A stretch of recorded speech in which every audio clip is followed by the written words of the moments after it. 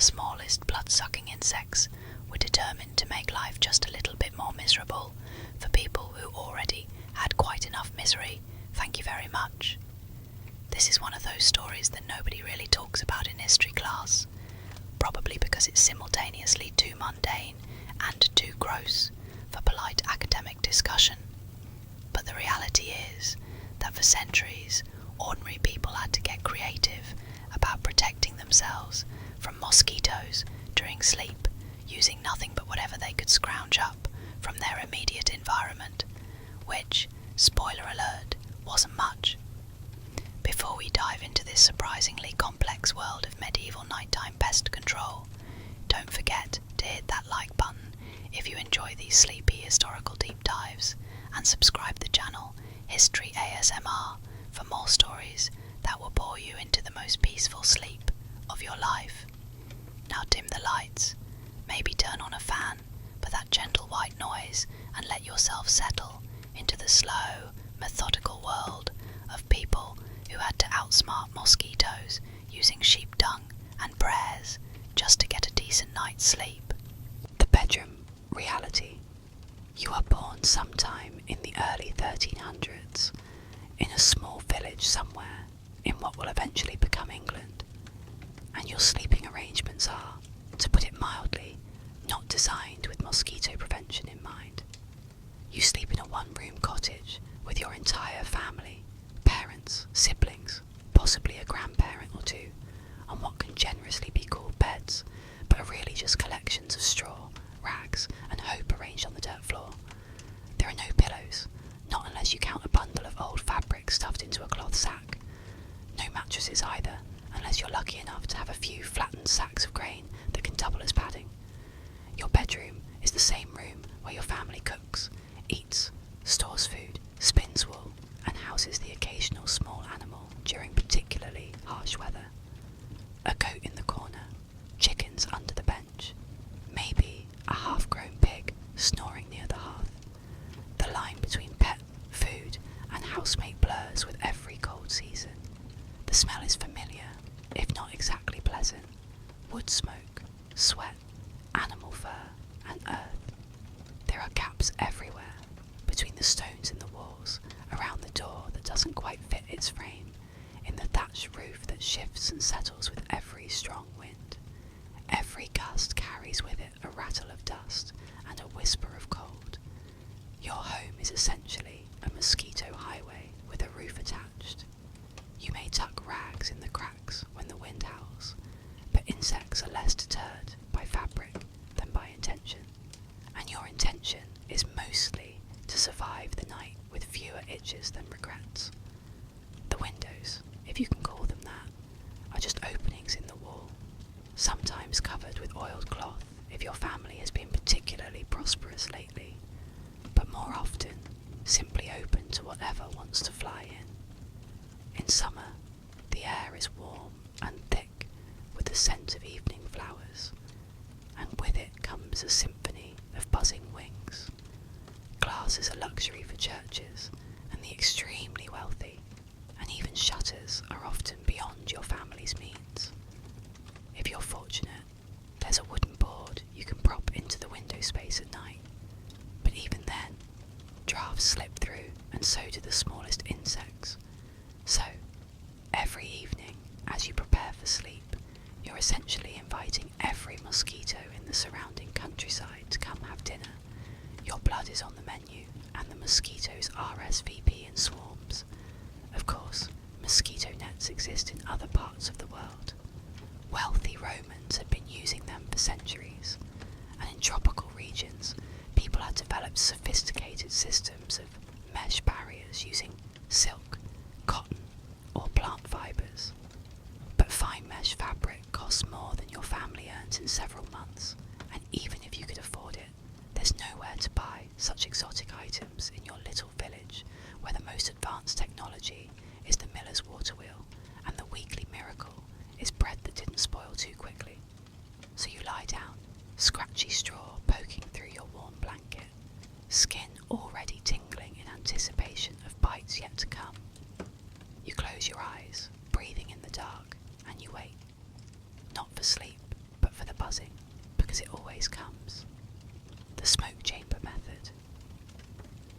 After years of trial and error, mostly error, if we're being completely honest, because your family has experimented with everything from hanging bundles of lavender to sleeping with their heads buried under damp cloth, your family has perfected what can only be described as the turn your bedroom into a smokehouse approach to mosquito control. The theory is beautifully simple. If you can't keep the mosquitoes out, make the inside so unpleasant that they don't want to stay, or, at the very least, drive them into sluggish confusion long enough for you to fall asleep before they recover their tiny, vindictive senses and resume their relentless assault on your exposed flesh.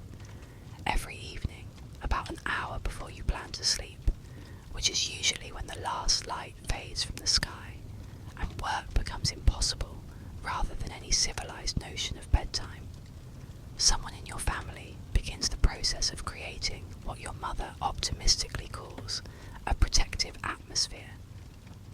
This task usually falls to you because you're young, and your lungs can presumably handle more abuse than your grandmother's, which already rattle with decades of smoky nights and harsh winters. The process involves building up the central fire with carefully selected materials chosen specifically for their mosquito-repelling smoke production, rather than their ability to provide warmth or light. Though on cold nights you appreciate the heat as much as the insect protection. You've tried other methods over the years, each one accompanied by hope and followed by disappointment. Hanging bundles of pungent herbs from the rafters until the house smelled like a monastery's garden, rubbing yourself with crushed leaves that left green stains on your skin and clothes, smearing thick mud on your arms and face like some primitive warrior preparing for battle. Even burning combinations of roots and flowers that the village wise woman swore would repel all manner of flying pests, but nothing works quite like smoke-thick, choking, eye-watering smoke that fills every corner of your small home and makes the very air itself hostile to winged invaders. The key ingredient is green wood, preferably from fruit trees if you can get it, because green wood doesn't burn cleanly like the seasoned timber you save for cooking and warmth. Instead, it smoulders and produces thick, choking clouds of smoke that hang in the air like fog, turning your cottage into something between a cave and a chimney. Applewood is particularly prized, not because it smells pleasant when it's burning green and wet.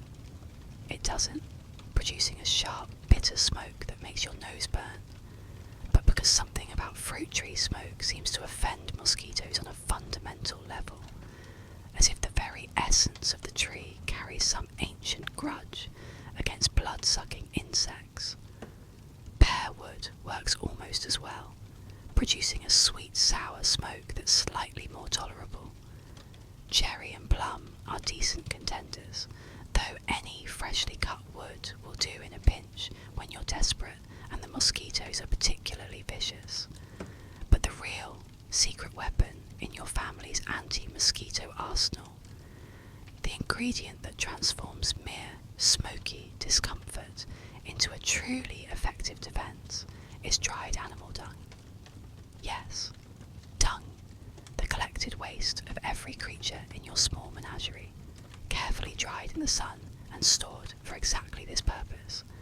Cow dung, sheep dung, goat dung, even the occasional horse dropping when you're lucky enough to find one on the village path. Whatever's available becomes part of your evening ritual.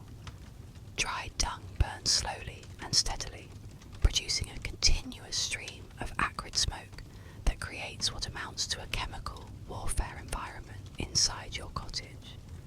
It smells exactly like what you'd expect burning animal waste to smell like. Earthy, sharp, and deeply unpleasant. But it works with an effectiveness that borders on miraculous. The kind of smoke that makes your eyes sting and your throat scratch, that leaves you coughing and snivelling, also seems to convince mosquitoes that this is not a place worth loitering, not a venue worthy of their attention. You You spend your pre-sleep time huddled in this smoky haze, eyes watering so much you can barely see across the room, occasionally coughing fits that leave you doubled over, breathing air that tastes like a combination of barnyard and campfire, and something indefinably ancient. Your clothes absorb the smoke smell until you reek of it, even when you're working in the fields. Your hair becomes a repository for the scent that no amount of washing with cold water and harsh soap seems to eliminate completely, and you'll taste it for hours after the fire dies down, coating your tongue with something bitter and persistent. You can feel it settling in your teeth, mixing with saliva to create a gritty paste that you spit into the fire, where it hisses and adds its own small contribution to the defensive cloud. But you sleep with significantly fewer mosquito bites, waking with maybe 3 or 4 new welts instead of the dozens you'd acquire on a smokeless night. So it's considered a reasonable trade-off in the endless calculus of medieval comfort. The smoke needs to be thick enough to discourage mosquitoes, but not so thick that it suffocates your family or makes breathing impossible, which requires a delicate balance that takes years to master and constant attention to maintain throughout the evening. Too little smoke and the mosquitoes ignore it completely, treating it as nothing more than a mild, atmospheric curiosity while they feast on your blood with their usual enthusiasm. Too much smoke, and you spend the night coughing instead of sleeping, gasping for clean air that doesn't exist, which defeats the entire purpose of the exercise and leaves you exhausted for the next day's work. Some nights you overshoot the balance completely, and the entire family wakes up hoarse and bleary-eyed, swearing through scratchy throats to never try the smoke method again, only to repeat the same ritual the very next evening when the alternative becomes clear and the mosquitoes return with renewed vigour. Eventually, as the night deepens and the fire burns lower, the smoke settles into a thin haze that drifts through the cottage like morning mist, and so do you, finally able to lie down without immediately feeling the familiar buzz of approaching insects. The fire dies down to glowing embers that cast dancing shadows on the walls. The air thins to something approaching breathable. The mosquitoes retreat to whatever secret places they hide during the dark hours, or fall stunned by the smoky assault, and the house grows quiet again, except for the soft breathing of your family and the occasional pop of settling coals. It is not a perfect solution, but then again, nothing about this life is perfect. Not the food that's often sparse, not the work that's always hard, not the shelter that's barely adequate against the elements. It is enough to tip the balance in your favour, to buy you a few hours of relatively peaceful sleep. And on most nights, when you're bone-tired from labour and desperate for rest, that's all you need to call the day a victory. The herbal sleep fortress. Beyond the basic smoke defence, your family has developed an elaborate system of herbal preparations, specifically designed to protect sleeping bodies from mosquito attacks, a sophisticated arsenal of botanical weapons that would make an apothecary envious if apothecaries existed in your small corner of the world.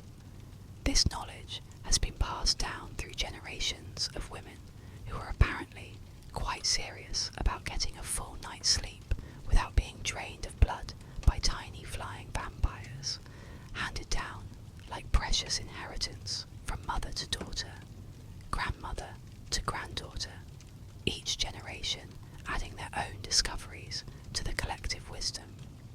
Your grandmother speaks of this herbal lore not as superstition or old wives' tales, but as strategy, battle-tested rituals handed down with as much reverence and careful instruction as bread-making techniques or the mysteries of childbirth, because sleep, real sleep, is as essential to survival as food or shelter. The centerpiece of your herbal mosquito defense is a nightly ritual of rubbing crushed pennyroyal leaves all over your exposed skin before sleep.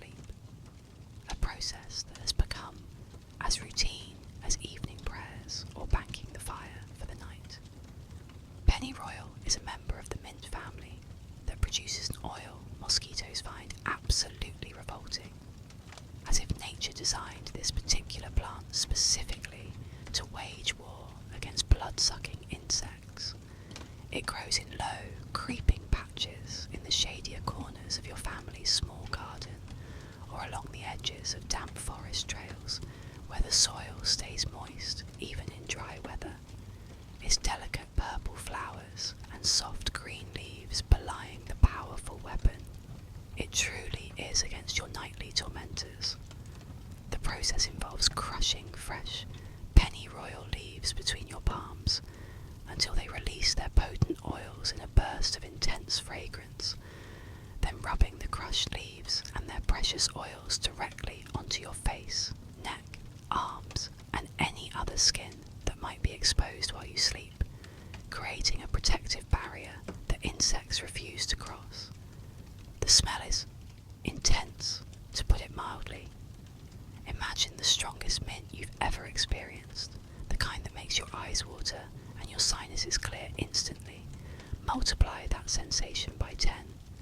Add a sharp, bitter medicinal undertone that catches in the back of your throat, and then imagine that powerful scent concentrated on every inch of your exposed skin, seeping into your pores and becoming part of your very essence for the night. You smell like a walking herb garden that's been left out in the sun too long, fermented slightly in its own juices, and then reawakened by the salt of human sweat and the warmth of living skin. The scent follows you like a loyal dog, announcing your presence to anyone within a dozen paces. But mosquitoes hate it with such intensity that they seem to flee from you as if you were made of poison, which means you can actually sleep instead of spending the night slapping at buzzing insects and waking with new welts decorating your arms and face. Your skin tingles faintly as the oils settle in, a cool, sharp sensation that gradually warms, and the cold bite of the herb becomes part of the lullaby that carries you towards sleep, as familiar and comforting as your mother's voice humming old songs. When pennyroyal isn't available, and useful things have a habit of being frustratingly scarce in medieval life, especially when you need them most, your family turns to other options in their carefully cultivated botanical mosquito warfare collection.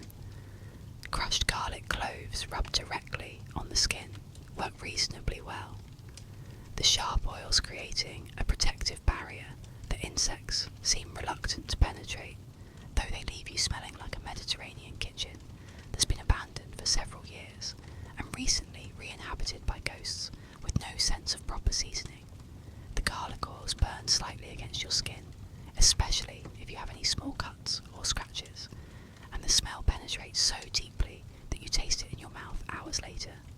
Your siblings might make faces and hold their breath when they pass too close to your sleeping spot, and you may offend the occasional passing neighbour who catches a whiff of your aromatic defence system, but the insects retreat in obvious disgust, and that victory is all that matters when you're desperate for uninterrupted sleep. Fresh basil leaves, when crushed between your fingers until they release their sweet peppery oils and apply to the skin in careful strokes, create a scent barrier that mosquitoes seem to find offensive, though you find the aroma oddly comforting and familiar. It reminds you of meals prepared in late summer when the herbs are at their peak, of the warmth of the kitchen hearth when your mother tends her cooking pot, of abundance and flavour in a life that's often short on both. The basil scent mingles with the natural oils of your skin to create something almost pleasant, a green, living smell that makes you think of growing things and harvest time. Sometimes your mother blends various herbs into a thick paste using her worn mortar and pestle, the stone tools worn smooth by decades of grinding grain and herbs, adding rendered pig fat or goose fat when available to help the aromatic mixture stick longer to the skin and resist being rubbed away by rough blankets or restless sleep. The paste is smeared in careful lines along wrists and ankles where pulse points bring close to the surface, behind the ears where mosquitoes like to hide, across the forehead and around the hairline, a constellation of protection mapped across your vulnerable body. The most sophisticated part of your herbal defense system involves creating what your grandmother calls sleep sachets, small cloth bundles filled with carefully selected dried herbs that are placed strategically around your sleeping area to create an aromatic perimeter, an invisible fence that exists in scent alone but proves remarkably effective. These sachets are sewn from scraps of old cloth. Whatever fabric can be spared from clothing that's been mended beyond saving, filled with combinations of dried lavender that releases its calming floral scent, crushed dried garlic that maintains its pungent power even when desiccated, powdered pennyroyal that your grandmother grinds by hand on days when her arthritis allows, bitter wormwood that makes the air taste sharp and clean, woody rosemary that crackles when crushed, and whatever other mosquito-repelling herbs your family has managed to gather during the growing season and preserve through careful drying. Some sachets are hung from the wooden beams above your bed, where they sway gently in any breeze, releasing their scents in small puffs throughout the night. Others are tucked into the folds of your blanket, where your body heat will warm them and intensify their aromatic power. And a few are tied to your wrists and ankles like protective charms, their rough fabric a constant reminder that you are armoured against the night's assault. Your sleeping area becomes surrounded by these little herb bundles, creating what amounts to an aromatic fortress designed to keep mosquitoes at bay while you're at your most vulnerable, when sleep makes you defenceless and your breathing slows to steady rhythm that seems to call insects like a dinner bell. The combined scent of all these herbs creates an atmosphere that's distinctive, to say the least. Thick, herbal, earthy, the kind of complex aromatic environment that seeps into the wood of the cottage walls over time and lingers in your clothes and hair long after morning arrives and you shake off the night's protective preparations. The smell becomes so much a part of your sleeping routine that you associate it with safety and rest, with the promise of morning without a new collection of itchy bites. You've become so accustomed to sleeping surrounded by this intense herbal atmosphere that ordinary air, the kind of clean, neutral air you might breathe outside on a clear day, actually smells strange and empty to you, like a song missing its rhythm, like a meal prepared without salt or seasoning, incomplete and somehow wrong. The clothing armour system. Your family has discovered that what you wear to bed can mean the difference between a restful night and 8 hours of constant mosquito harassment, a realisation that came after countless nights of waking with bite patterns that clearly showed exactly where your nightclothes failed to provide adequate protection. This discovery has led to the development of what can only be described as medieval mosquito armour, specially prepared sleeping garments designed to provide maximum protection with minimum comfort, because in the hierarchy of nighttime priorities, survival ranks far above softness. Practicality reigns supreme over any consideration of ease or luxury. This is survival clothing for a war that happens every night, not garments meant for peaceful slumber. The foundation of your nighttime mosquito defense wardrobe is thick wool clothing, even during the warmest summer months, when the very thought of covering yourself in heavy fabric makes you sweat before you even begin.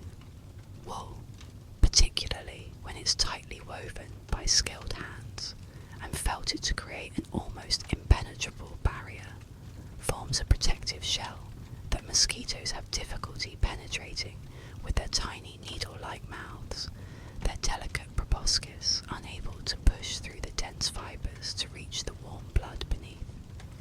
Unfortunately, sleeping in wool during summer is approximately as comfortable as it sounds, which is to say, not comfortable at all. It's like wrapping yourself in a blanket made of itchy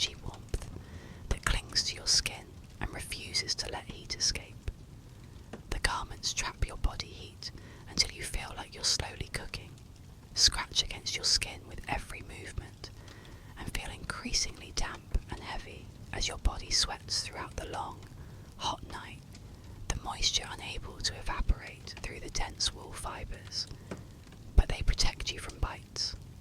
And in the arithmetic of medieval survival, protection always outweighs comfort. Comfort is a luxury you simply cannot afford when you're trying to avoid being eaten alive by insects, so you've learned to tolerate night after night of sleeping in scratchy, suffocatingly hot wool garments that make you sweat and itch almost as much as mosquito bites would, but in a different, more tolerable way that doesn't leave you with infected welts and the risk of fever. The wool itself is treated with a carefully prepared combination of rendered animal fat, usually pig fat or goose fat when available, and crushed herbs, creating a slightly greasy, powerfully aromatic coating that mosquitoes find even more offensive than plain wool, as if the very thought of landing on such treated fabric fills them with revulsion. This treatment serves double duty, also repelling lice that might try to nest in your clothing, fleas that jump from the animals you share your home with, and the general collection of biting, crawling curses that make medieval bedtime an adventure in endurance. Your carefully constructed nighttime outfit includes a long-sleeved wool tunic that covers your arms completely from wrist to shoulder, and your torso from neck to thigh, leaving no gap where a mosquito might slip through to feast on your warm flesh. Wool leg coverings that extend from your ankles all the way to your upper thighs, overlapping with the tunic to ensure complete coverage. Protect your legs from the mosquitoes that seem to particularly enjoy the tender skin around your ankles and behind your knees. A wool head covering protects your scalp, ears, and neck, while leaving only your face exposed for breathing, because even medieval anti-mosquito technology has its limits, and suffocation is a more immediate threat than insect bites. You look like you're dressed for a blizzard in the middle of harvest season, bundled and wrapped until you can barely move, but the coverage is crucial for protecting all those sensitive areas that mosquitoes love to exploit. The soft skin behind your ears, the tender spots under your jaw, the tops of your feet where the skin is thin and blood flows close to the surface. The most ingenious part of your clothing-based mosquito defense system is the use of multiple layers with carefully maintained gaps between them, a technique your grandmother discovered after years of experimentation with different fabric combinations and layering methods. She learned that mosquitoes have trouble biting through fabric when there's an air space between the fabric and your skin, as if their tiny mouths aren't designed to navigate the distance between barrier and target. So, your sleeping outfit includes a thin linen undergarment, light and breathable, covered by the treated wool outer layer, creating a protective air gap that becomes your invisible shield against the night's assault. The air trapped between layers acts as insulation, not just against cold, but against the probing attempts of hungry insects, even though this layering system makes you feel like a bundled turnip, wrapped and rewrapped until you can barely recognise your own shape. It works with remarkable effectiveness. Light colours are absolutely essential for your sleeping garments, because your family has observed over many seasons that dark colours seem to attract mosquitoes like beacons in the night, drawing them in as if darkness calls to their hunting instincts. This means your mosquito armour is usually white or pale yellow, colours that reflect what little light filters into your cottage and make you less visible to the insects that hunt by sight as well as scent.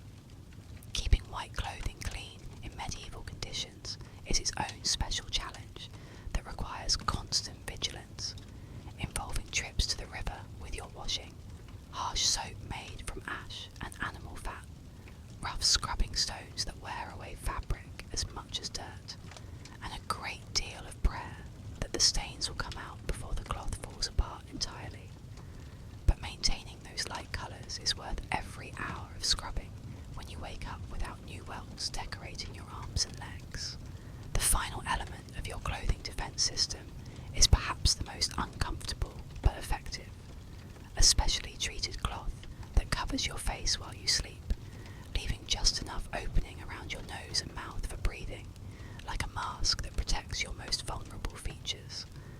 This face covering is soaked in a carefully prepared mixture of water and crushed herbs, fresh mint that makes your eyes water, calming lavender that would be pleasant if it weren't so concentrated, pungent garlic that burns your nostrils, sometimes even sharp vinegar that makes you wince, creating a damp, powerfully aromatic barrier that protects your cheeks, forehead, and chin, while still allowing you to breathe reasonably comfortably throughout the night. As you drift off to sleep beneath your carefully arranged layers of wool and herbs, breathing through your protective face cloth, you smell like a medieval apothecary's workshop and feel like a roasted onion wrapped in too many blankets. But you sleep without the constant harassment of mosquitoes, and in the end, that restful sleep is all that matters. The sleeping position strategy, years of careful experimentation and countless nights of trial and error have taught your family that how you position yourself for sleep can significantly affect your vulnerability to mosquito attacks, transforming what might seem like a simple matter of lying down into a complex strategic operation. This hard-won knowledge has led to the development of specific sleeping arrangements and positions designed to minimize mosquito access while still allowing for reasonably restful sleep, because even the best herbal preparations and protective clothing can be undermined by poor positioning. Like a battlefield general carefully assigning troops to defend a fortress, your mother arranges sleeping bodies with meticulous care and strategic thinking, not just for warmth and comfort, but for defensive purposes that could mean the difference between peaceful rest and a night of misery. The layout of your family's sleeping arrangement is discussed each evening, tested against the wind direction and fire placement, and occasionally reconfigured when someone wakes up with bites in places that should have been protected, indicating a flaw in the defensive formation that needs immediate correction. The basic principle of defensive sleeping is to minimize the amount of exposed skin while maintaining optimal access to the protective smoke from your carefully tended fire, creating a delicate balance between protection and proximity. This means positioning yourself and your bedding as close as possible to the smouldering fire without actually catching your straw mattress or wool coverings on fire, which would solve the mosquito problem permanently, but create far worse complications. The positioning requires careful attention to wind direction throughout the night, since a shift in the breeze can either blow protective smoke away from your sleeping area or send it directly into your face until you're coughing more than sleeping. On cold nights, this close proximity to the fire is a blessing that provides warmth as well as protection. But on warm summer evenings, it becomes a compromise that turns your sleep into a slow roast, leaving you to choose between mosquito bites and heat exhaustion. But proximity to the smoke is everything in this nightly war. It's both shield and sword, defense and weapon against the winged enemy that seeks your blood.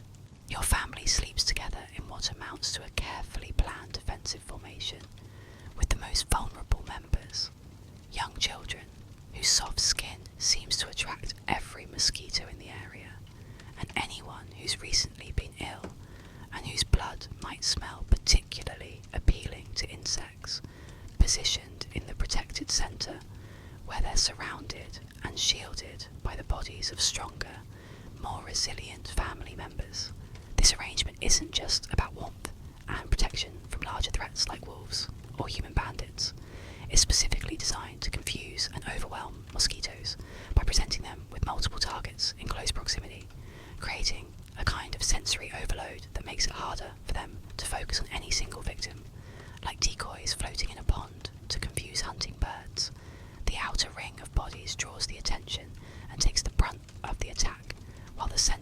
is relatively safe.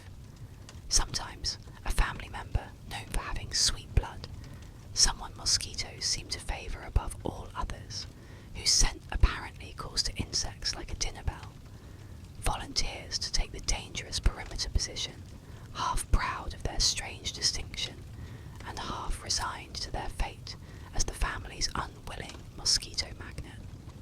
Individual sleeping positions have been refined through years of painful trial and error to provide maximum protection, while still allowing for the kind of rest that makes the next day's work possible. You sleep curled in a tight ball with your knees drawn up to your chest, your spine curved like a snail's shell, minimizing the surface area of exposed skin that mosquitoes can target, while also conserving body heat during cold nights. Your arms are tucked close to your body, folded against your chest or wrapped around your knees, eliminating the tempting expanses of arm and shoulder that mosquitoes love to explore. Your back is turned to the wind if there's a breeze blowing, using your body as a shield for your more delicate front, and your head is positioned so that your face benefits from the protective smoke, while still allowing for comfortable breathing throughout the night. You sleep like a secret, tightly held, carefully arranged, every angle and curve calculated for protection rather than comfort. The most sophisticated element of your sleeping position strategy involves learning to coordinate your breathing with the rhythm and flow of the protective smoke that drifts through your cottage, a technique that takes months to master, but provides remarkable protection once perfected. You've trained yourself to breathe slowly and deeply, drawing the herb-scented smoke into your lungs with deliberate inhalation, then exhaling in a controlled way that creates a personal protective cloud around your face and head, like your own private fog bank that mosquitoes refuse to penetrate. It's not exactly comfortable. The smoke can sting your throat and make your eyes water if you're not careful, but it's remarkably effective at keeping mosquitoes away from your most vulnerable areas, particularly the tender skin around your eyes, nose and mouth, where a bite would be especially miserable. Inhaling too quickly brings on coughing fits that wake the whole family. Breathing too shallowly means the smoke doesn't linger long enough to provide protection. You've learned the delicate art of smoky breathing, like a monk practicing invisible incantations with each careful breath. Blankets and coverings are arranged with military precision to create maximum protection, with minimum gaps where mosquitoes might find access to your skin, because even the smallest opening can become a highway for determined insects. This means sleeping under multiple layers of cloth, wool, and whatever other covering materials your family has managed to accumulate, spare tunics that have been outgrown, empty flour sacks that can be repurposed as blankets, even folded canvas or leather when nothing else is available. Even during warm weather, when such heavy covering would normally be unbearable and leave you sweating until dawn. There's no aesthetic consideration to this layering, no thought given to appearance or elegance, only the single-minded intention of creating an impenetrable barrier. The goal is complete coverage, not comfort, and every inch of fabric is positioned with purpose.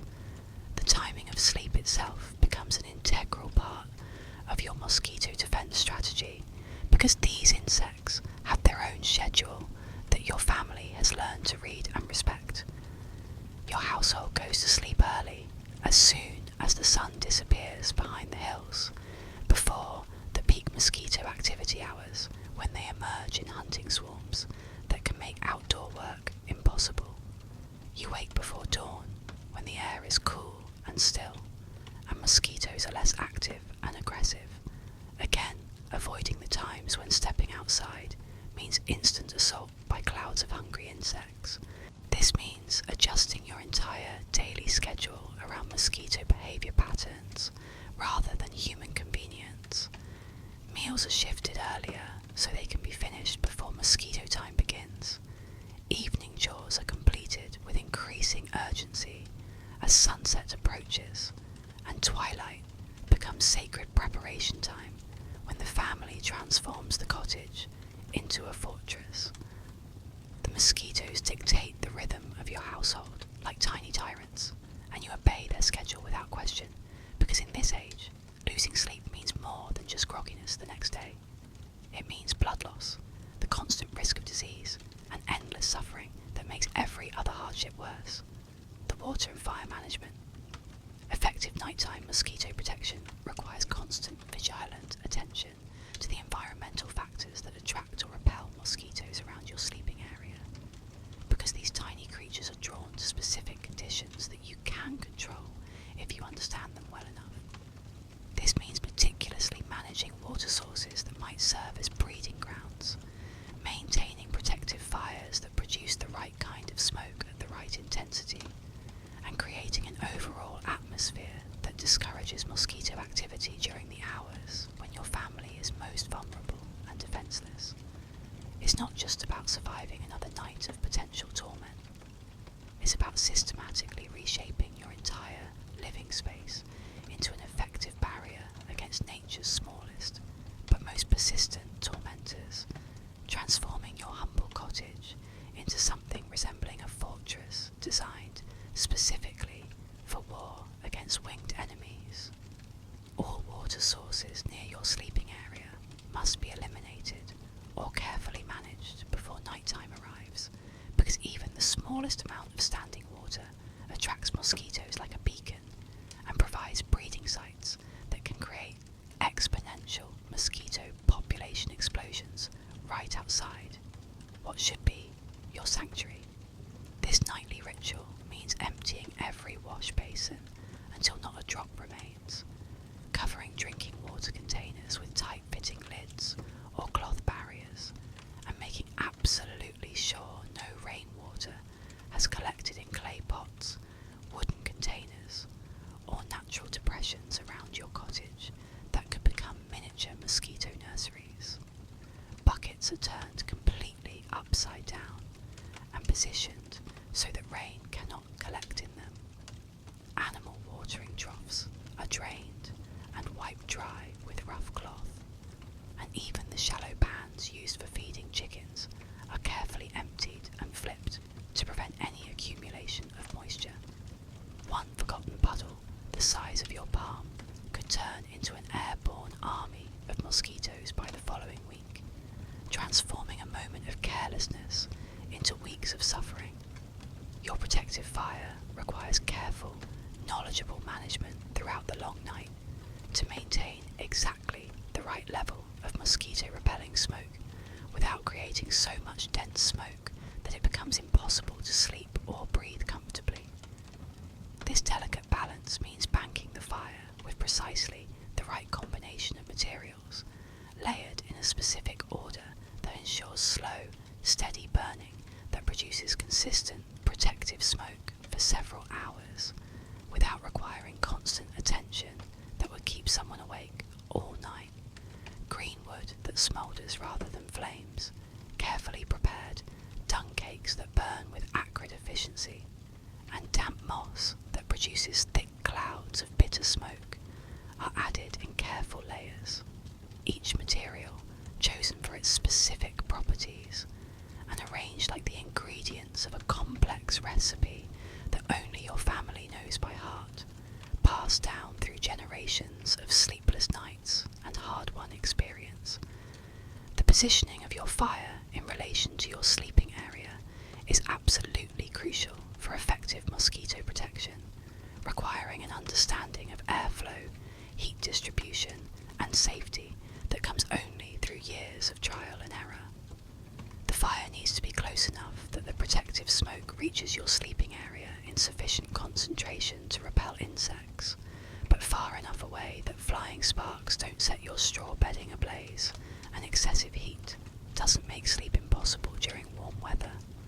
Wind direction becomes a critical factor that must be assessed and reassessed throughout the evening, because you need the smoke to flow steadily over your sleeping area without overwhelming it with choking clouds that force you to choose between suffocation and mosquito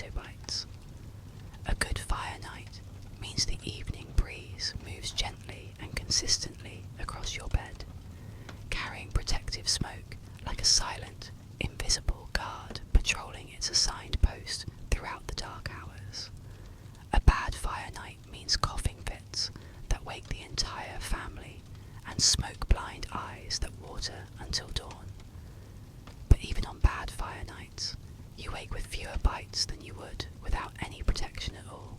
Managing the fire throughout the night often requires someone to wake periodically and add carefully selected materials to maintain the protective smoke at optimal levels, a responsibility that usually rotates among family members on a schedule worked out through trial and necessity. Continuous sleep deprivation isn't sustainable for people who must work hard physical labour from dawn to dusk, but effective mosquito protection requires that the fire never be allowed to die completely during peak mosquito hours when the insects are most active and aggressive. You take turns rising in the dark, feeling your way carefully to the fire pit, adding a carefully chosen log or handful of prepared materials, gently adjusting the glowing embers to encourage proper airflow, stoking the edges where the fire burns too low. It becomes a ritual of protection, a quiet, sleepy act of care, performed in darkness that says without words, "I'll keep you safe tonight, and tomorrow night someone else will keep me safe." The most advanced aspect of your fire management system involves using different materials at different times of night to match the changing patterns of mosquito activity that your family has observed over many seasons. Early evening fires might emphasize materials that produce heavy, dense smoke to establish the protective atmosphere quickly and decisively, creating an immediate barrier against the first wave of insects. Middle of the night fires focus on materials that burn slowly and steadily without much flame, maintaining consistent protection during the hours when sleep is deepest and most vulnerable. Dawn fires might include materials that produce particularly offensive smoke to discourage the morning surge of mosquito activity that often comes with the warming air and changing light. The scent in your cottage changes throughout the night like a slow, smoky symphony. Sweet, smoky apple bark in the evening that makes you think of orchards. Smouldering dung at midnight that reminds you of barnyard security. Sharp, mint-laced bundles just before sunrise that clear your head and announce the approaching day. Ventilation management becomes a delicate, ongoing balance between allowing enough air circulation to prevent smoke poisoning while maintaining sufficient smoke concentration to discourage mosquitoes from entering your sleeping space. This often means partially blocking some of the many gaps in your cottage walls with rags or wooden slats, while deliberately leaving others open to create controlled airflow that distributes protective smoke evenly without dispersing it too quickly into the night air. Wooden slats are shifted throughout the evening as wind conditions change. Bundles of straw are repositioned to redirect air currents, and pieces of cloth are hung like primitive sails to guide the airflow in the direction that provides maximum protection. Your family becomes architects of invisible currents, sculptors of the wind itself, learning to read and redirect the movement of air to keep danger at bay, while maintaining the delicate atmospheric conditions that allow for sleep. By dawn, if everything has gone according to plan and the night's careful management has been successful, the fire has burned down to glowing embers that cast warm light on the cottage walls. The air smells bitter and strong with the accumulated scents of a night's worth of protective burning, and the mosquitoes have retreated to whatever cursed place they hide during daylight hours. You rise groggy, but essentially unbitten, stretching muscles that are stiff from sleeping in protective positions, breathing air that tastes of smoke and herbs, and that successful emergence from night into day without new welts covering your arms and face is the true measure of a night well fought. The community sleep defense. Mosquito protection in your village isn't just an individual family responsibility that each household manages in isolation. It's a community effort that requires careful coordination and active cooperation between neighbouring households, because the hard-learned truth is that insects don't respect the arbitrary boundaries humans draw around their homes, because mosquitoes don't recognise property lines, wooden fences, carefully maintained hedgerows, thatch walls, or the quiet family prayers whispered before sleep. Truly effective mosquito control requires village-wide strategies that go far beyond individual family efforts, creating a collective defence that benefits everyone. It's an unspoken pact that has evolved over generations. No one sleeps peacefully unless everyone participates in the effort, because one family's carelessness can undermine an entire neighbourhood's protection. The most important and carefully coordinated community mosquito defence strategy involves synchronising evening fires so that multiple families create overlapping protective smoke clouds at the same time, turning individual cottage defences into a village-wide atmospheric barrier. When every household in the village lights their mosquito-repelling fires simultaneously, following a timing that's been agreed upon through years of shared experience, the combined smoke creates a protective atmosphere that's exponentially more effective than scattered individual family efforts. From a distance, especially when viewed from the hills above the village, the settlement looks like it's preparing for some ancient, mysterious ritual. Chimneys and rooftop smoke holes puffing dense clouds in coordinated unison, the air thick with swirling fog that smells of herbs, tree bark, and the unmistakable edge of burning dung, creating an aromatic barrier that insects find impossible to penetrate. This coordination requires advanced planning and regular communication between families, particularly regarding the precise timing of fires and the specific types of materials used, because different burning materials produce different types of smoke that can either complement or interfere with each other. Families need to gather and carefully prepare appropriate burning materials during daylight hours, coordinate the exact timing of their evening fire lighting so that smoke clouds merge rather than dissipate, and maintain their fires for similar durations to ensure maximum effectiveness of the community-wide protective barrier. It's not uncommon during late afternoon to see village elders standing outside their cottages at dusk, watching the wind direction with experienced eyes, sharing knowing glances and subtle nods before giving the traditional signal to begin the evening's coordinated fire lighting ritual. Information sharing about effective mosquito protection techniques is considered essential community knowledge that belongs to everyone rather than being hoarded as family secrets, particularly among the women who typically manage household mosquito defence strategies and have developed most of the innovations that make sleep possible. New discoveries about effective herbs that work better than traditional remedies, improved fire management techniques that produce more smoke with less fuel, or successful sleeping arrangements that provide better protection are shared throughout the village, with the understanding that everyone benefits when mosquito control becomes more effective. Recipes for herb pastes are traded like valuable currency. Fire layering tips are demonstrated with generous patience, and even clothing treatments that repel insects are shared freely. If a family discovers a particularly potent patch of pennyroyal growing near the stream, or finds elderflower that seems especially effective, word spreads quickly, and others will soon be directed to harvest it too. Always with proper permission, always with genuine gratitude for the shared knowledge.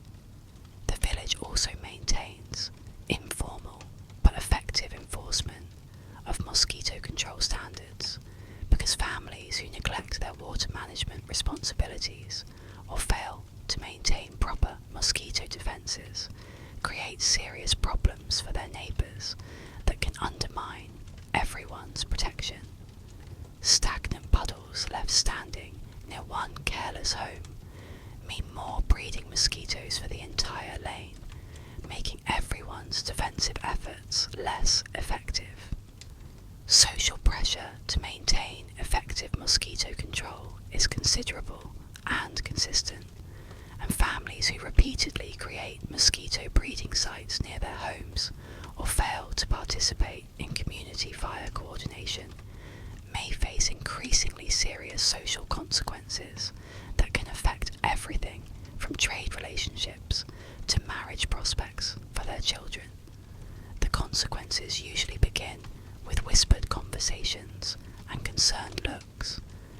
Then come the cold stares and deliberate exclusion from community gatherings.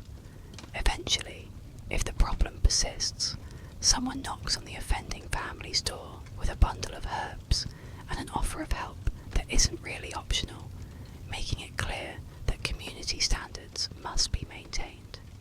Community resource sharing becomes absolutely essential during times when individual families struggle to maintain effective mosquito defences due to illness, crop failure, or other hardships that make it difficult to gather necessary materials. Herbs might be shared with families who have exhausted their carefully prepared supplies. Detailed knowledge about advanced fire management techniques is freely exchanged between experienced and novice households, and families might coordinate their sleeping arrangements to provide mutual protection during particularly severe mosquito seasons when individual defences prove insufficient. During those terrible weeks when mosquito swarms seem relentless and no amount of smoke or herbs seems adequate, homes are open to neighbours, sleeping formations expand to include additional families, and meals are shared under communal smoky skies that provide better protection than any single household could maintain alone. The most sophisticated community mosquito defence involves establishing designated mosquito-free zones around the village where families can retreat during the worst mosquito attacks, creating shared sanctuaries that require intensive community effort to establish and maintain.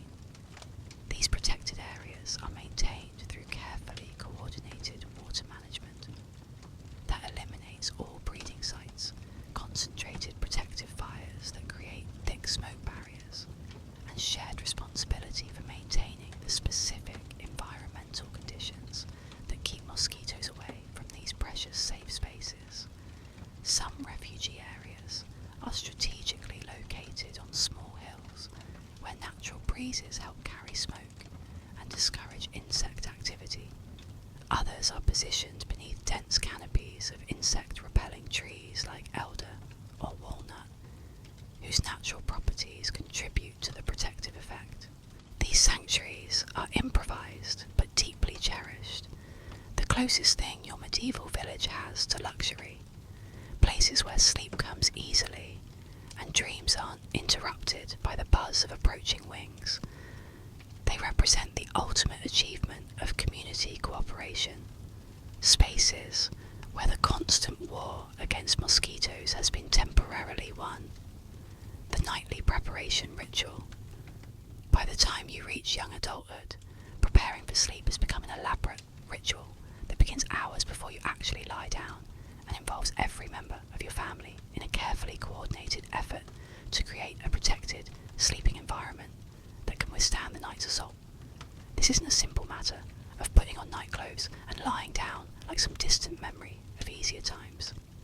It's a complex defensive operation that requires precise timing, seamless coordination, and careful attention to countless details that could mean the difference between restful sleep and a night of misery.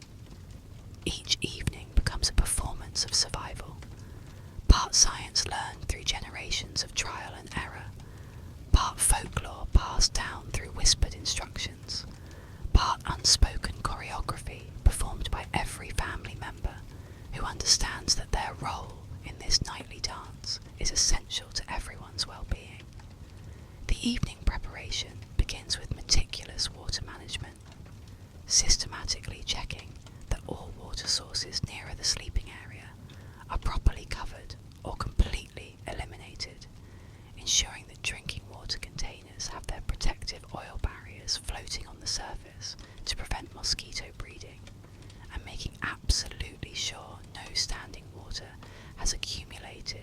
anywhere near your cottage during the day's activities. Small trenches are carefully dug with wooden spades to drain even the smallest puddles that might have formed during afternoon rain. Overturned clay jugs and pottery are methodically checked for hidden pools of water that could serve as mosquito nurseries, and the animal watering trough is not only emptied completely, but wiped down with herb-soaked cloth to remove any moisture that might attract insects.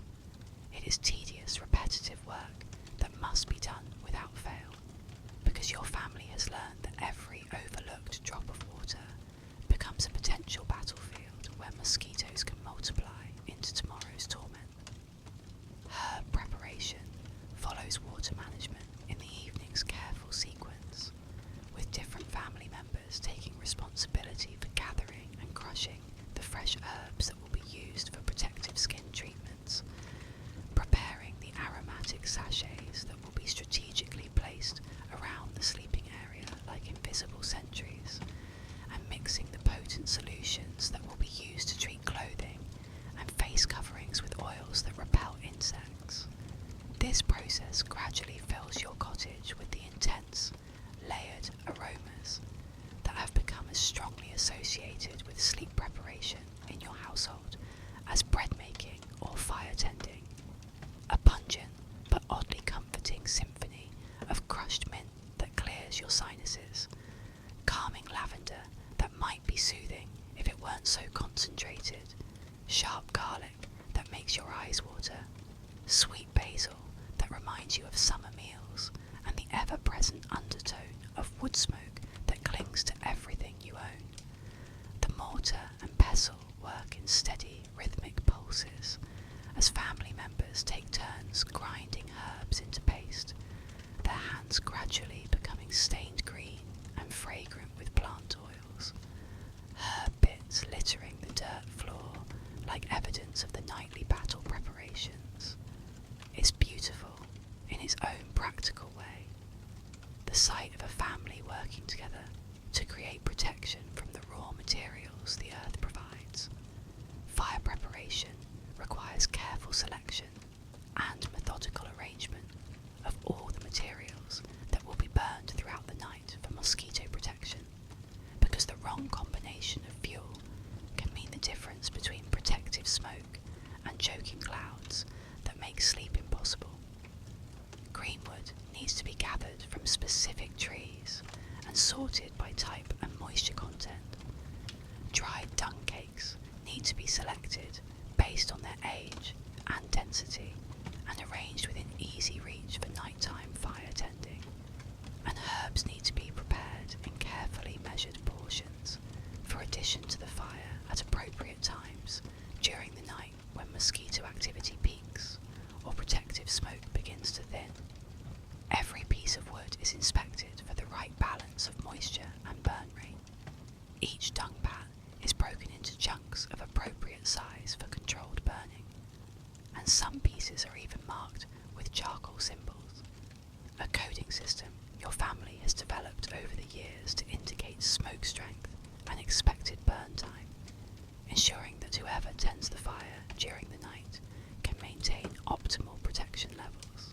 Clothing preparation involves the careful application of herbal treatments to sleeping garments that must provide protection without causing unbearable discomfort, arranging multiple layers in the proper sequence for maximum effectiveness, and preparing the specialised face coverings that will protect your most vulnerable areas during sleep, while still allowing you to breathe comfortably.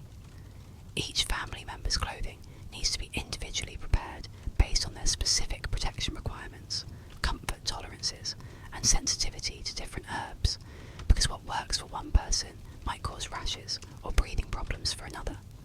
Some family members prefer extra layers despite the additional heat. Others need thinner barriers due to sensitive skin that reacts poorly to prolonged contact with treated wool.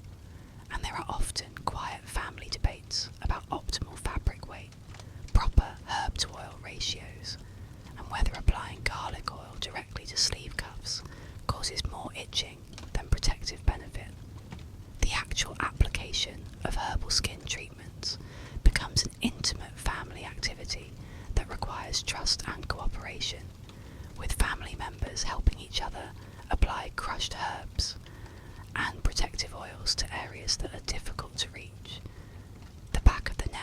mosquitoes love to hide.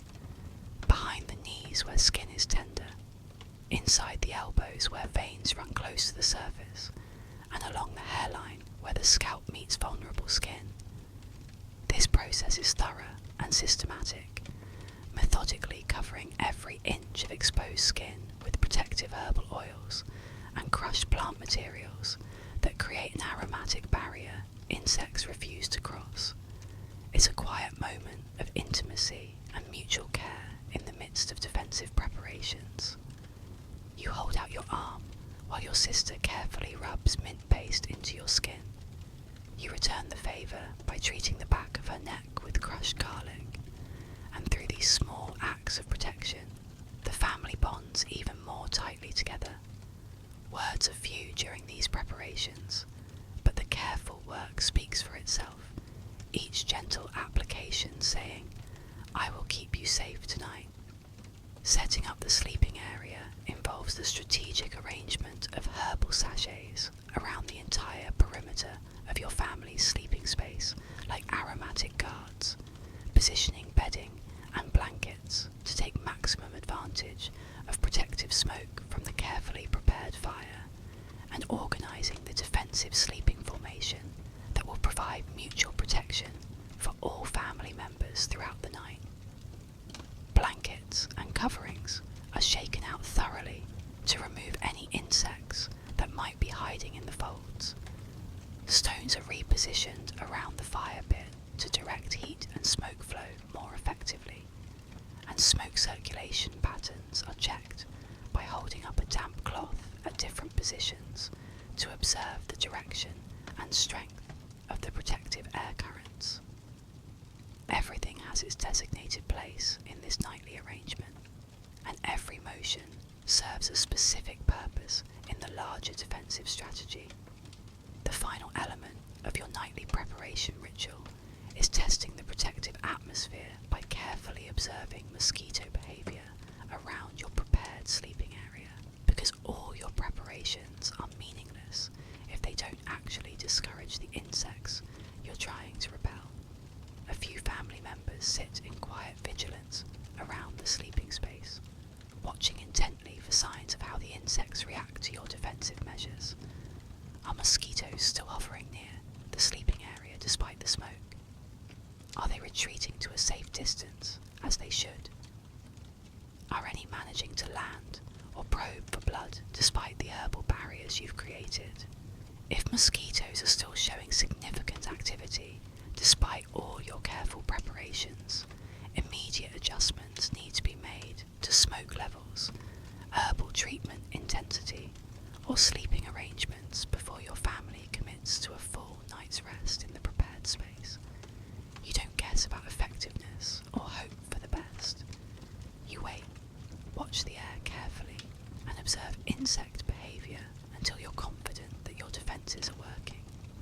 Only then, when the protective smoke flows in exactly the right patterns, when the herbs have properly steeped into everyone's skin and clothing, and when the fire glows with the steady orange light that promises hours of protection, do you finally lie down in your carefully arranged positions. Protected by hours of preparation, surrounded by the fruits of your family's collective labour, you can at last surrender to sleep with confidence that you've done everything possible to ensure a night of rest rather than torment. The sleep vigilance system, even after all your meticulous preparation and careful defensive arrangements, effective mosquito protection during the long night hours requires ongoing vigilance and constant attention to changing conditions that could compromise your family's safety. The fortress you've built through hours of preparation, constructed from protective smoke, aromatic herbs, treated clothing, and strategic positioning, is not an impenetrable barrier that maintains itself without attention. It shifts as the night progresses. It settles as fires burn lower. It weakens with time as herbs lose their potency and smoke disperses into the darkness. Someone in your family needs to maintain awareness of mosquito activity levels throughout the night, monitor fire management needs as fuel is consumed, and assess the ongoing effectiveness effectiveness of your protective measures while still managing to get enough sleep to function productively during the next day's demanding work. It is a delicate, ongoing dance between much needed rest and constant readiness to respond to threats. This essential vigilance is typically shared among family members according to a system worked out through experience and necessity, with different people taking responsibility for monitoring protection levels during different parts of the night when their natural sleep patterns make them most likely to be alert. Your father, who tends to wake early anyway, might check the fire and smoke levels during the early evening hours, carefully adjusting the balance of dung logs and green wood to achieve exactly the right burn rate and smoke production for optimal protection. Your mother, whose years of caring for children have trained her to sleep lightly and wake at the slightest disturbance, might monitor mosquito activity during the middle of the night. Her experienced ears trained to catch even the faintest increase in buzzing that might indicate weakening defences. And you, young, sharp-eyed, and naturally light sleeping, might be responsible for maintaining protection during the treacherous pre-dawn hours, when mosquito activity often increases like an invisible tide rising in the darkness, threatening to overwhelm defences that have been maintained all night. The signs of failing mosquito protection are unmistakable once you learn to recognise them, though they often begin subtly before building to obvious problems.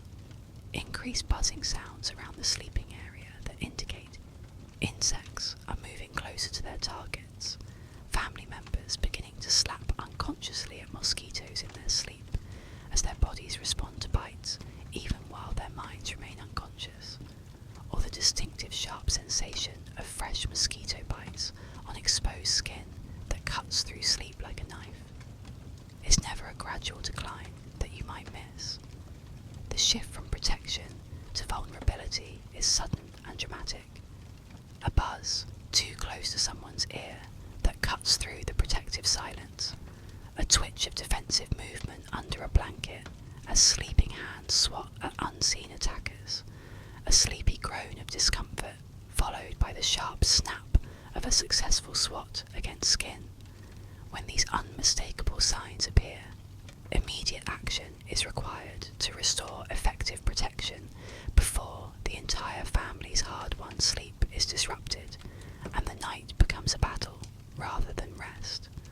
Fire management during the night requires adding carefully selected materials to maintain optimal protective smoke levels without creating so much dense smoke that it becomes impossible to sleep or breathe comfortably in the enclosed space of your cottage. This is a delicate balance that requires considerable experience and practice judgment, because the materials that produce the most effective mosquito-repelling smoke, dried animal dung, green wood, certain herbs, also tend to produce the most irritating and uncomfortable sleeping conditions when used in excess. Too much dried dung added at once, and your entire family will wake up coughing fits that continue until dawn. Too little fuel added to a dying fire, and the protective smoke will dissipate until mosquitoes reclaim the room and resume their assault. You learn to read the fire the way some people read the sky before storms, by the colour and intensity of its glow, by the specific scent and thickness of its smoke, by the way the protective clouds curl and cling to the cottage rafters or dissipate too quickly into the night air. Adjusting herbal protections during the night might involve carefully reapplying crushed herbs to skin that has become less protected through natural perspiration or restless movement during sleep, quietly repositioning herbal sachets around the sleeping area to ensure optimal aromatic coverage, or adding additional herbal materials to the fire to increase the concentration of protective smoke without overwhelming the sleeping family. You move through these nighttime adjustments like a ghost, softly, with practiced steps that avoid creaking floorboards, using hand movements that have become automated waking others who desperately need their rest. You might gently press a fresh sprig of mint behind your sister's ear when you notice mosquitoes hovering near her head, or carefully replace a wilted basil sachet with a fresher one that will provide stronger protection. Every action is quiet, intentional, and part of the larger, ongoing defensive effort that continues throughout the night. The most challenging aspect of nighttime mosquito vigilance is learning to accurately determine when protection levels have become inadequate enough to justify waking the entire family for major defensive adjustments, because this decision requires balancing competing needs that are difficult to weigh in the darkness. Waking everyone for unnecessary adjustments disrupts precious sleep that's essential for the next day's work, but failing to address declining protection early enough can result in a miserable night for everyone that leaves the whole family exhausted and covered with bites. You learn to weigh each decision like a healer, carefully measuring dangerous medicine. Act too soon with minor adjustments, and you rob your family of precious rest they can't afford to lose. Wait too late to address serious problems, and everyone suffers through hours of torment that could have been prevented. Coordination between family members during nighttime vigilance requires subtle communication methods that don't unnecessarily wake sleeping family members who need every moment of rest they can get.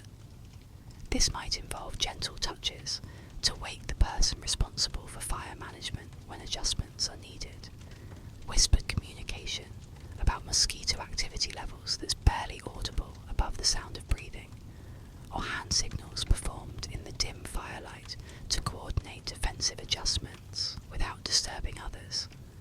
A soft tap on the shoulder means, "Wake up, the fire needs attention."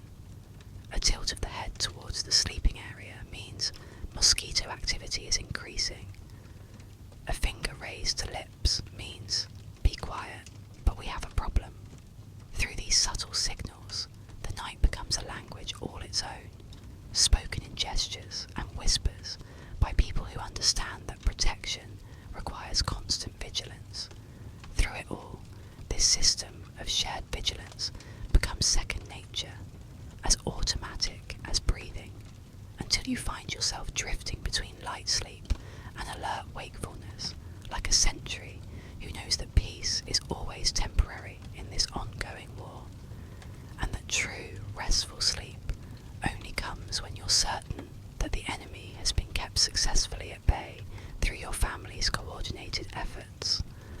The seasonal sleep adaptations.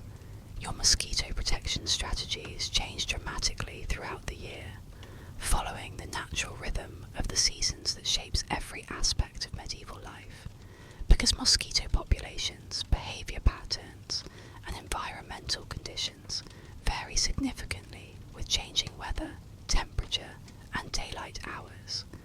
The rhythm of the seasons shapes everything in your existence. The planting of crops in spring, the intensive labour of summer harvest, the preservation work of autumn, the relative rest and repair time of winter, and it also fundamentally shapes the way you sleep, the preparations you make for rest, and the level of vigilance required to protect your family from insects.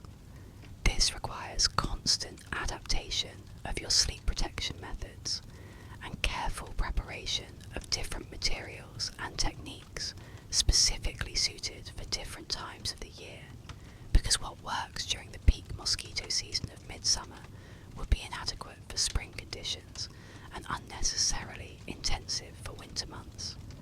Spring mosquito protection focuses primarily on prevention and preparation, systematically identifying potential breeding sites around your cottage before mosquito populations can establish themselves in large numbers, and gathering the herbs, materials, and supplies that will be needed for the intensive summer mosquito defense season that lies ahead.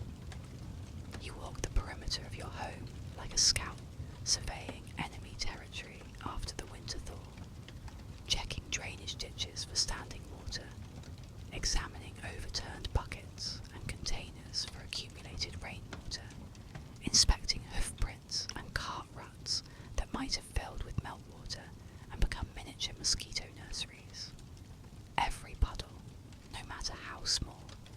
represents a potential swarm waiting to emerge, so spring water management becomes a race against the warming weather that will soon make mosquito breeding possible.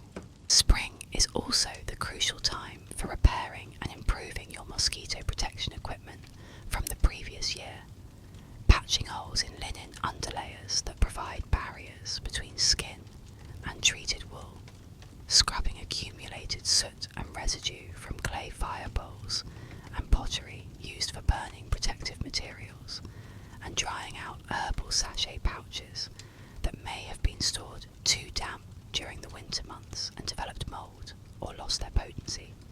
Early spring preparation includes the systematic cleaning and herbal treatment of all the clothing that will be used for summer mosquito protection, gathering and carefully drying the early herbs that will be needed for skin treatments and protective fires throughout the mosquito season, and repairing any winter damage to your cottage that might create additional mosquito entry points when warm weather returns. Gaps in the thatched roof that develop during winter storms are sealed with fresh thatch and mud. Door frames that loosened during freeze-thaw cycles are patched with straw and clay, and window openings are checked and reinforced to ensure they can be properly blocked when necessary. You tie bundles of early spring herbs, the first tender shoots of mint, young garlic shoots, early pennyroyal, and hang them in the cottage rafters to dry slowly, imagining the relief these aromatic allies will bring during the brutal nights of midsummer, when every defensive measure becomes essential for survival. Summer represents the absolute peak season for mosquito protection efforts and the most intensive period for all your defensive strategies, when every technique your family has developed must be employed nightly to make sleep possible. This is when you're applying herbal skin treatments every single evening without fail, maintaining protective fires throughout every night, and wearing your full mosquito protection clothing regularly, even during the hottest weather, all while trying to stay cool enough to actually sleep in heavy wool garments designed for much cooler weather. The heat becomes heavy and oppressive, trapping moisture against your skin beneath multiple layers of treated fabric.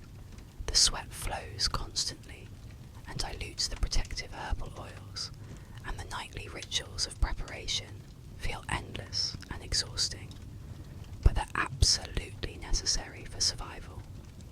Summer is when mosquitoes are bold, persistent, and cruel, emerging in swarms that can drain blood and spread disease, making effective protection a matter of life and death rather than mere comfort. The intensity of summer mosquito protection efforts is physically and emotionally exhausting, requiring nightly attention to multiple complex defensive strategies while still maintaining all the other demanding responsibilities of agricultural life that reach their peak during the warm months. You're essentially fighting a nightly war against insects while simultaneously trying to get enough rest to function effectively during the demanding summer work season when crops must be tended. Animals require constant care, and the year's food supply depends on your ability to work long days in challenging conditions. The fields need constant attention during growing season. The animals need extra care during hot weather, and you must accomplish all of this crucial work on broken sleep, under layers of protective wool and herbs, while dealing with the heat and discomfort of defensive clothing. But you push through the exhaustion and discomfort because the alternative is unthinkable. Nights of blood loss that leave you weak, days of fever from insect-borne diseases, and a body too weary and sick to perform the work that keeps your family alive. Full mosquito protection involves careful preparation for winter and systematic preservation of effective materials for the following year's mosquito season, because the cooling weather provides both relief from immediate mosquito pressure and an opportunity to prepare for next year's battles. Herbs need to be harvested during their peak potency periods and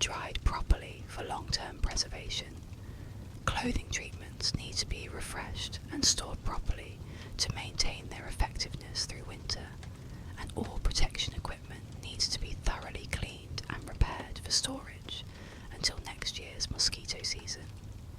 The first cool nights bring a slow, creeping relief that spreads through your family like a physical weight being lifted, and you find yourself gradually reclaiming the simple pleasure of breathing freely and moving without layers of protective clothing. Smoke still drifts from the hearth during chilly evenings, but it smells more like comfort and warmth than battle and defence, and sleep begins to feel like rest rather than survival.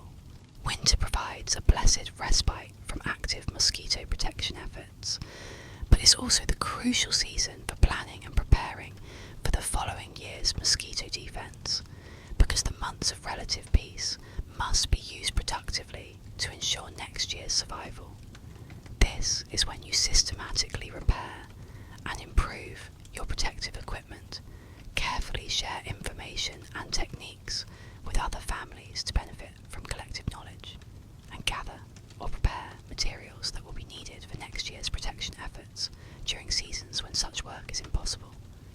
You sit by the warming fire on long winter nights and recount the worst mosquito attacks of the previous summer, not with bitterness or fear, but with the hard-earned satisfaction of survivors who lived through terrible challenges and emerged stronger.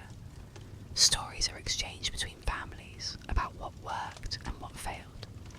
Improvements are imagined and planned for implementation when warm weather returns, and next season's defensive strategies are quietly drafted and refined in the warmth and safety of the hearth during the months when mosquitoes are dormant.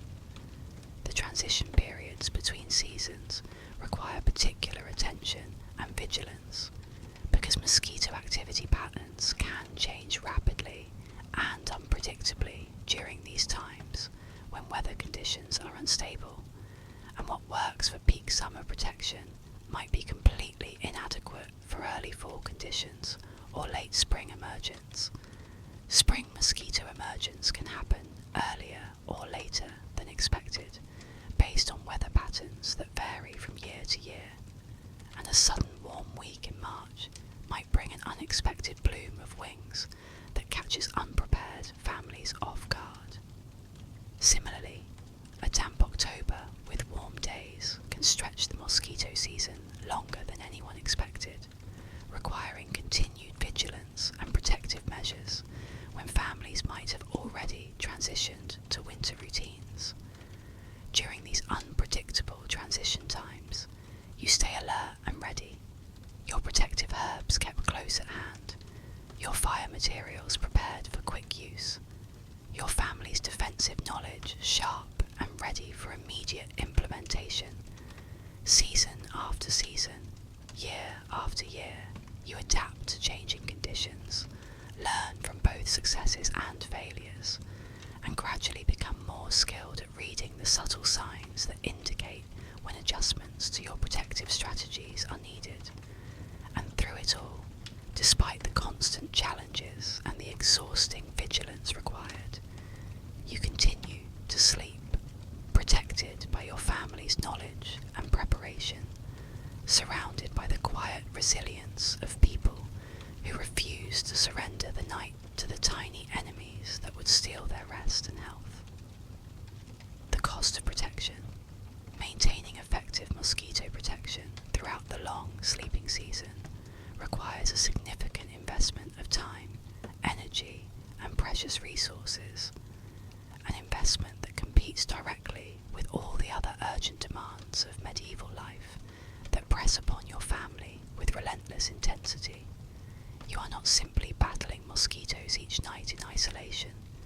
You are juggling that nightly battle alongside the exhausting work of planting and tending crops, hauling water from distant sources, caring for animals that depend on you for survival, preserving food for winter storage, and surviving whatever illnesses, injuries, or misfortunes the season decides to deliver to your doorstep.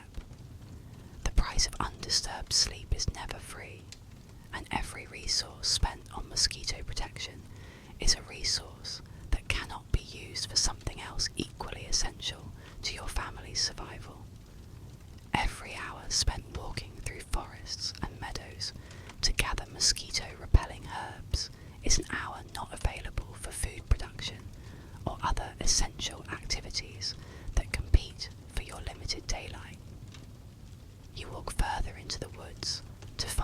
finest herbs, following paths that lead away from your cottage toward the damp places where mint grows wild, or the sunny slopes where pennyroyal thrives, knowing that your absence from the family garden might mean missed weeding sessions or delayed planting that could affect your harvest. While you search for basil along riverbanks or gather elderflower from distant trees, your siblings are forced to take on your share of firewood gathering, water hauling, or animal tending. The balance is always precarious. Defend the night too heavily with elaborate preparation, and the day's essential work begins to unravel, creating problems that cascade through your family's carefully managed survival routine. Every piece of fabric treated with protective herbal substances and exposed to nightly smoke experiences, additional wear and potential damage that shortens its useful life significantly. The thick herbal pastes that provide protection, the herb-soaked oils that repel insects, the constant smoke exposure that makes sleep possible. They all eat steadily into the life expectancy of garments that must last for years in a world where new clothing is a luxury few families can afford. Seams wear down faster under the stress of oils and moisture. Cloth grows brittle and fragile when repeatedly exposed to smoke and herbal treatments, and fabric becomes permanently stained with greens and yellows that no amount of scrubbing with harsh soap can remove completely. There's always a difficult choice to make. Preserve a garment for winter warmth when new clothing might be impossible to obtain, or sacrifice it now for protection against summer mosquito swarms that could make life unbearable. The daily time investment required for effective mosquito protection is substantial during peak mosquito season. Several hours each day that must be devoted to gathering protective materials, preparing herbal treatments, maintaining protective fires, and applying the various protective measures that make sleep possible. This essential time comes directly out of the precious daylight hours available for agricultural work, food preparation, and other activities that keep your family alive and healthy. During the longest days of summer, when farm work is most demanding and mosquitoes are most aggressive, the competition for time becomes brutal. There are days when you wonder if you'll have enough strength and energy left after preparing mosquito defences to properly complete the very work that those defences are meant to help you rest from. Material costs for comprehensive mosquito protection include the substantial fuel required for nightly protective fires that must burn throughout the dark hours, the herbs and oils used for skin and clothing treatments that must be replaced regularly, and the additional wear and replacement costs for clothing and bedding caused by protective treatments that gradually destroy fabric. While these materials are typically gathered from wild sources rather than purchased with precious coins, the time required to gather them represents a significant opportunity cost that affects your family's overall productivity.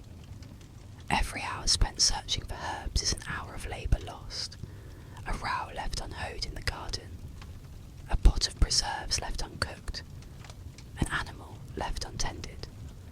The energy costs of maintaining mosquito protection are particularly challenging during the demanding summer months when agricultural work reaches its peak intensity and the need for mosquito protection is most desperate and constant. You need to maintain peak physical condition for the back-breaking farm work that determines whether your family eats well during the coming winter, while also dealing with the ongoing fatigue caused by sleeping in uncomfortable protective clothing and breathing smoke-filled air every night for months. The mornings come heavy and difficult, with limbs stiff and aching from sweating all night in heavy wool clothing, lungs raw and scratchy from hours of breathing smoke from smouldered herbs and burning dung, and an overall feeling of exhaustion that makes the day's work feel even more challenging than it already is. Your family has developed informal but careful cost-benefit analyses for different mosquito protection strategies over the years, learning to prioritise the most effective approaches that require too many resources for the level of protection they actually provide. Some past methods that seemed promising, like elaborate herbal amulets that required hours to prepare, or pungent mud coatings that needed daily reapplication, have been gently retired when experience showed they demanded too much time and materials for minimal benefit. Others, like the nightly protective fires that consume significant amounts of fuel, are considered absolutely essential despite their considerable costs, because the protection they provide is immediately obvious and dramatically improves sleep quality in ways that make the expense worthwhile. Resource allocation for mosquito protection requires careful planning throughout the entire year, because the materials needed for effective protection during the intense mosquito season must be gathered and prepared during other times of the year when mosquito problems are less severe, but when other equally pressing demands on time and energy compete for attention and priority. The spring forage for protective herbs must compete with the urgent work of planting season when timing is critical for crop success. The full harvest of bark, roots, and dried materials for protective fires overlaps with the equally important work of preserving crops and preparing food stores for winter survival. Yet, this year-round preparation must be done consistently, or summer will become a season of punishment and sleepless misery rather than productive agricultural work. The social costs of mosquito protection include the considerable time spent coordinating community-wide protection efforts, sharing precious resources with neighbouring families who are struggling to maintain effective protection, and participating in the village-wide strategies that make individual family protection efforts more effective, but require ongoing cooperation and communication. These social costs are harder to measure than material expenses, but just as real and demanding. The hours spent advising neighbours about effective techniques, the herb bundles generously lent but never returned, the quiet resentment that builds towards families who neglect their mosquito control duties and expose everyone in the area to greater risk and more intense insect pressure. You pay these costs willingly, year after year, season after season, because experience has taught your family that sleep, real, uninterrupted, healing sleep that allows your body and mind to recover from the day's demands, is not a luxury in your medieval world, but an absolute necessity for survival. It is a form of medicine that cannot be replaced by any other treatment, a source of strength that makes everything else possible, and a foundation for health that supports your family's ability to work, think, and endure the countless challenges that medieval life presents daily. The knowledge legacy. The mosquito protection techniques your family uses with such effectiveness represent generations of accumulated knowledge, carefully passed down through families who understood through hard experience that effective protection from these tiny but persistent adversaries could mean the difference between health and illness, comfort and constant misery, productive days and exhausted struggling against fatigue and disease. This is not superstition or quaint folk wisdom that can be dismissed by people who live easier lives. It is practical survival engineering, built with smoke and sweat, refined through countless nights of trial and error, remembered and preserved out of absolute necessity by people who had no choice but to find solutions or suffer the consequences. Your grandmother's extensive knowledge about mosquito protection extends far beyond simple techniques and remedies to include deep understanding of weather patterns that affect mosquito populations throughout the season, plant cultivation methods that maximize the potency and effectiveness of protective herbs, and the subtle timing adjustments that make the crucial difference between adequate protection and excellent protection that allows for truly restful sleep. She knows which specific herbs thrive best which types of wood burn most effectively after rainfall, which subtle changes in evening breeze patterns signal an early mosquito hatch that requires immediate defensive adjustments. Her knowledge is both encyclopedic in its breadth and instinctive in its application, accumulated through decades of observation and practical experience. This precious knowledge is considered genuine family treasure, as valuable as any material possession, and far more reliable than most worldly goods, because it cannot be stolen by bandits, destroyed by fire or flood, or lost through accident or misfortune that might devastate other forms of wealth. It's knowledge that travels with your family if circumstances require relocation to new areas, that can be adapted to different environments and conditions with creative application, and that provides security and comfort regardless of external circumstances that might affect crops, livestock, or other sources of prosperity. In a medieval world where so much remains uncertain, the success of crops, the availability of coins, the maintenance of health, this hard-won wisdom represents something stable, dependable, and deeply owned by your family. The transmission of this invaluable knowledge happens gradually through years of careful observation, active participation, and informal instruction, rather than formal teaching sessions that might be found in wealthy households or religious institutions. You learn by helping with daily mosquito protection activities from childhood onward, by listening attentively to discussions between experienced family members about techniques and timing, and by gradually taking on more responsibility for family protection efforts as you demonstrate competence and understanding through consistent performance. You grow into this knowledge like developing a second skin. It becomes part of your natural rhythm and instinctive responses. At first, you mimic the motions you see others perform. Then you begin to make suggestions based on your observations. Eventually, you take leadership roles in planning and implementing protection strategies.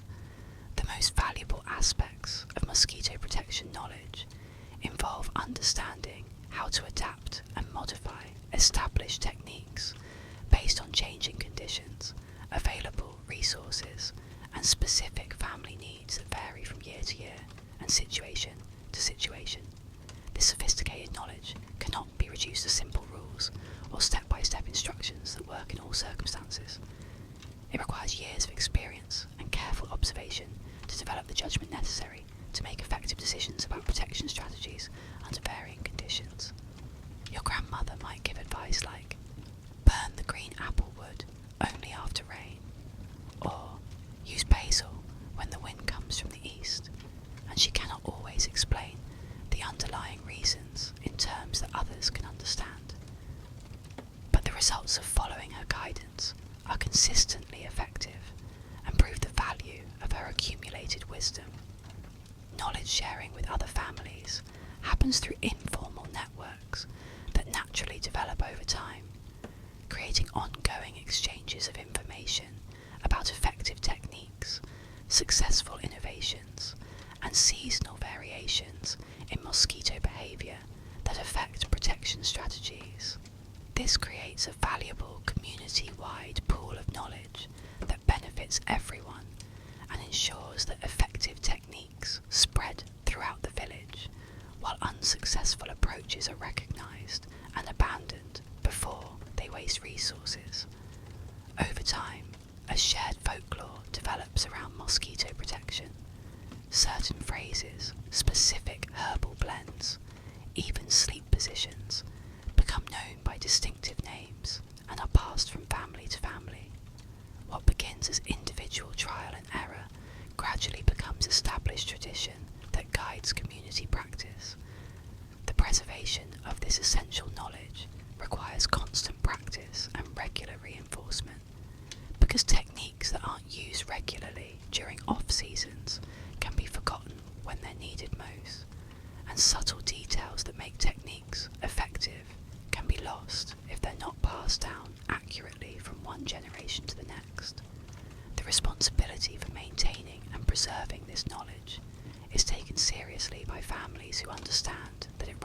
represents the accumulated wisdom of generations of people who faced exactly the same challenges and developed solutions through necessity and persistence. You are not just protecting yourself and your family from mosquitoes. You're serving as a guardian and preserver of a legacy that has kept your ancestors safe and comfortable. And one day, when you have gained enough experience and demonstrated sufficient competence, you too will become a teacher of this knowledge. You will pass it on to a younger sibling who needs to learn family protection methods, a future child who must understand how to survive medieval nights, or a neighbour whose curious questions reveal their need for better protection techniques. You will show them the proper way to prepare herb bundles, the technique for reading smoke patterns and fire behaviour, the specific sound that means, "Wake up, the fire needs attention." You will say with quiet authority born of experience, "This is how we survived the night, and this is how our family has always survived the night."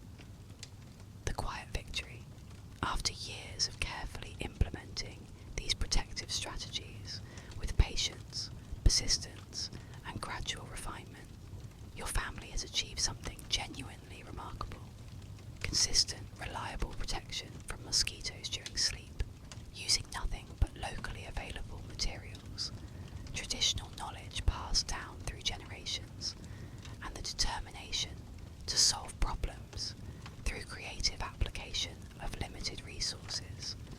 There are no miracle tools imported from distant lands, no expensive fabrics purchased with precious coins that few families possess, no divine interventions or magical solutions, just the slow, steady accumulation of practical wisdom and the stubborn refusal to surrender restful sleep to creatures no larger than your fingernail.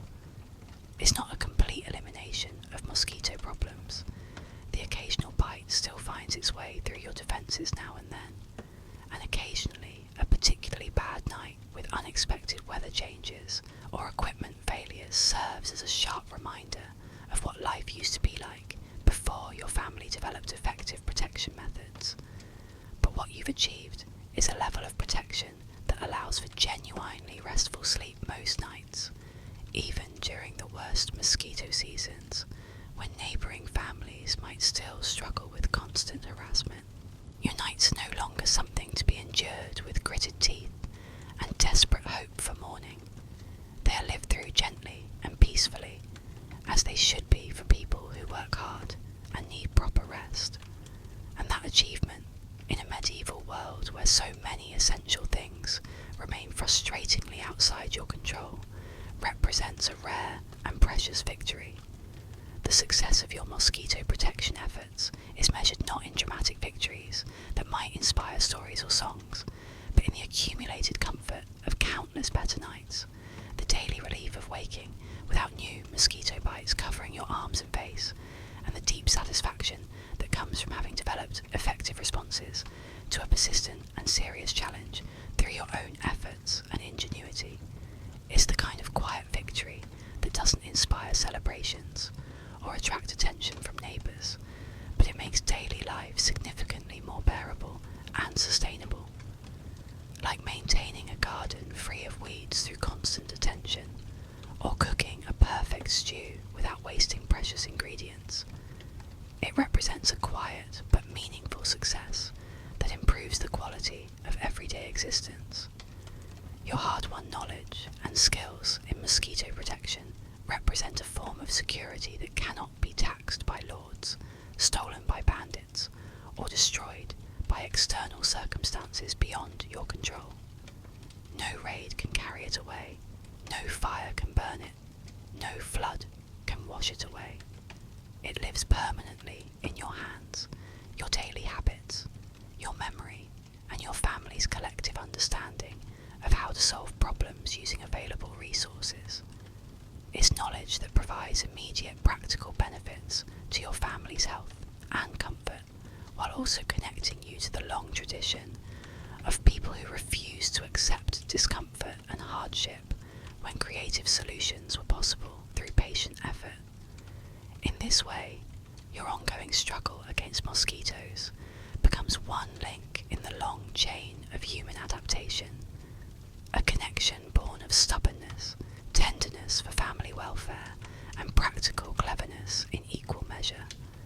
The techniques you've mastered through years of practice and refinement will continue to serve your family for generations to come, adapted and improved by your children and grandchildren as they face their own mosquito challenges and develop their own innovations based on the foundation you've provided. Already, your younger siblings unconsciously mimic your precise motions as they help grind herbs for evening protection, and they speak in the same rhythms and use the same phrases your grandmother once used when teaching you to layer materials for effective fire management. What you've built isn't a static solution that will remain unchanged. It will stretch and bend and evolve as it moves into the future, becoming part of your family's permanent toolkit for navigating the 1,000 tiny problems that make up the texture of daily medieval life. Most importantly, through your family's success with mosquito protection, you've learned the valuable lesson that even seemingly small problems can be solved through patient observation, creative use of available resources, and persistent effort that refuses to accept defeat. The mosquito protection strategies your family uses represent exactly the same problem-solving approach that medieval people successfully applied to every challenge they faced. Careful attention to understanding the problem thoroughly, systematic experimentation with available solutions and materials, and gradual refinement of techniques through trial and error until they achieve satisfactory results that improve life in measurable ways. It's the slow, steady alchemy of everyday problem solving, accomplished one breath of protective smoke, one layer of treated cloth, one night of peaceful sleep at a time. And so, while the larger world outside your cottage may remain filled with uncertainty, danger, and challenges beyond your ability to control or predict, your nights have become quieter, more peaceful, and more restorative than they were before your family developed these protective techniques. And in that hard-earned quiet, you find not just the sleep your body needs to recover from each day's demands, but also a deep sense of peace that comes from knowing you've successfully fought for something essential and won a victory that makes everything else in your life a little easier to bear. The evening peace. As another day ends and you begin your familiar ritual of preparing for protected sleep, there's a quiet satisfaction in knowing that you've mastered one of the essential skills of medieval life. You step through the motions without haste, each task imbued with memory. The evening air may be full of the humming wings of hungry mosquitoes, but your family will sleep in relative peace, surrounded by the protective barriers you've learned to create, woven from wisdom, smoke, and care. The familiar sense of your evening preparations, crushed herbs, protective smoke, treated clothing, have become associated with safety and rest. What once seemed like elaborate and burdensome procedures have become second nature, as automatic as lighting the hearth or fetching water from the well. They are no longer chores. They are assurances, quiet promises you offer to yourself and to those you love. Your cottage fills with the protective smoke that will guard your family's sleep, the gentle crackling of carefully managed fire providing a comforting background sound. The flickering orange light casts long, lazy shadows that stretch across the earthen walls like watchful guardians. Your skin carries the distinctive herbal scents that mark you as someone who understands the ancient arts of protection against tiny adversaries, someone who has earned sleep through knowledge and persistence. Your clothing bears the oils and treatments that create invisible barriers between your vulnerable human flesh and the persistent appetites of mosquitoes. As your family settles into your protected sleeping space, there's a sense of having successfully completed another day's worth of the endless small battles that define medieval life. A blanket tucked here, a sachet adjusted there. Each gesture is part of a quiet choreography that brings rest closer. Tomorrow will bring new challenges, perhaps a new herb to try, or a change in the wind that shifts your fire strategy. But tonight, you can rest in the knowledge that you've done everything possible to ensure peaceful sleep. You lie down among your family, eyes adjusting to the dim glow, lungs full of smoky breath and herbal air, limbs wrapped in the warmth of scratchy wool and affection. The sounds of the outside world fade into the soft rhythm of shared breathing and the occasional sleepy murmur. Somewhere, far off, a night bird calls, but inside, all is still. Rest now, in the protection you've helped create, surrounded by the ancient wisdom of generations who faced the same small challenges and found their own quiet solutions to the persistent problems of daily life. Sleep well, guardian of traditional knowledge, keeper of practical wisdom, defender against the smallest adversaries who remind us that every comfort must be earned through patience